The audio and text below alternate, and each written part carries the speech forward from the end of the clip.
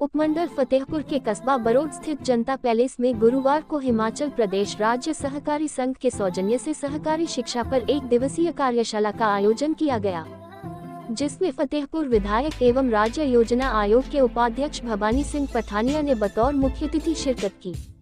कार्यशाला दौरान सहकारिता क्षेत्र से जुड़े लोगों ने सहकारिता से रोजगार सृजन करने पर जोर दिया, तो वहीं मुख्य अतिथि ने देश व प्रदेश के विकास में सहकारिता की भूमिका पर प्रकाश डालने हुए उसकी सराहना की। कहा, सहकारिता का एक बहुत बड़ा योगदान ग्रामीण क्षेत्र के लोगों के उत्थान से जुड़ा हुआ है।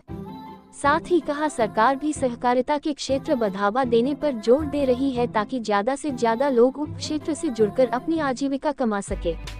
इससे पूर्व मुख्य अतिथि के कार्यशाला स्थल पर पहुंचने पर हिमकोफेड डायरेक्टर रघुबीर सिंह पठानिया, पल्ली बनार सोसाइटी सचिव सुशील शर्मा सहित अन्य द्वारा जोरदार स्वागत किया गया।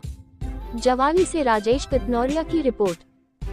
संचालक मंडल का गठन तो कर दिया गया है, लेकिन अभी तक अध्यक्ष की नियुक्ति नहीं की गई है, जिससे संचालक मंडल से कार्य जो करना असंभव हो गया। मैं माननीय महोदय से ये भी प्रार्थना करूंगा कि इस विषय पर गौर किया जाए। हिमाचल प्रदेश में सहकारी सभाओं को शिक्षा प्रशिक्षण का दायित्व सरकार द्वारा हिमकोफेड को सौंपा गया है। मुझे पूरा विश्वास है कि सहकारी शिक्षा प्रशिक्षण जैसे उत्तर प्रदेश सरकार सदैव की भांति उदारता से सहयोग प्रदान करेगी, मार्गदर्शन प्रदान करेगी। मेरा विश्वास है विकास संघ में कुछ ऐसे आवश्यक मुद्दे हैं जिस पर राज्य सरकार के द्वारा गौर किया जाना आवश्यक है। बाकी सारे आज भी हमारा ये मानना है कि हिंदुस्तान जो है वो गांव में बसता है, और गांव की जो परिस्थिति है, जो सामाजिक परिस्थिति है, जो गांव का सामाजिक परिवेश है, वो शहरों से अलग होता है। शहरों में आपके पास बैंकों की अवेलेबिलिटी होती थी। आप आज मत देखिए, आज 1947, 1950, 1960 अगर आप देखें तो जो बैंक थे वो बैंक शहरी क्षेत्रों के अंदर थे, हमारे पास बैंक नहीं होते थे। आप जो बाकी सुख सुविधाएं हैं, चाहे सड़कें हों, चाहे ट्रांसपोर्ट हो, चाहे मंडियां हों, ये सारी की सारी जो थी शहरी एरियाज में होती थी, और गांव के अंदर हर चीज़ का अभाव था। अब आप अगर देखिए कि अगर कोई भी काम मैंने शुरू करना है, उस काम की शुरुआत के लिए मुझे एक चीज़ की ज़रूरत होती है, और वो होता है कैपिटल या धन।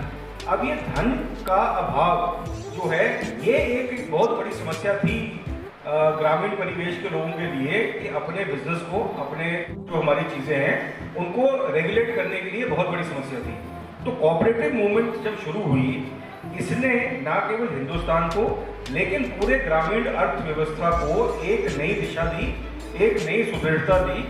और आप अगर देखिए तो हमारे जो अग्रणी कोऑपरेटिव्स हैं, जैसे कि अमूल कोऑपरेटिव हो गया आनंद का, आपका लिज्जत पापड़ जो लिज्जत गृहिणी जो गृह उद्योग जो है आपका महाराष्ट्र और गुजरात का, ये सारे के सारे एक बहुत बड़ी मूवमेंट आज के दिन में बन चुके हैं, जिन्होंने ना केवल ग्रामीण अर्थव्यवस्था को सुदृढ़ किया है, लेकिन जो जो लोग इन कोऑपरेटिव्स के साथ जुड़े हैं या इन सहकारिता क्षेत्र के साथ जुड़े हैं, वो सारे के सारे उनकी जो जिंदगी का स्तर है वो पहले से कहीं ज़्यादा जो है वो बेहतर हो चुका है।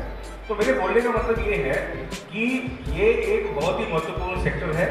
इसकी मतलब कोऑपरेटिव मूवमेंट से हम अपने गांव के रिसोर्सेज को हम इकट्ठा करके उससे हम अपनी आर्थिकी को, हम अपनी अर्थव्यवस्था को हम आगे बढ़ा सकते हैं।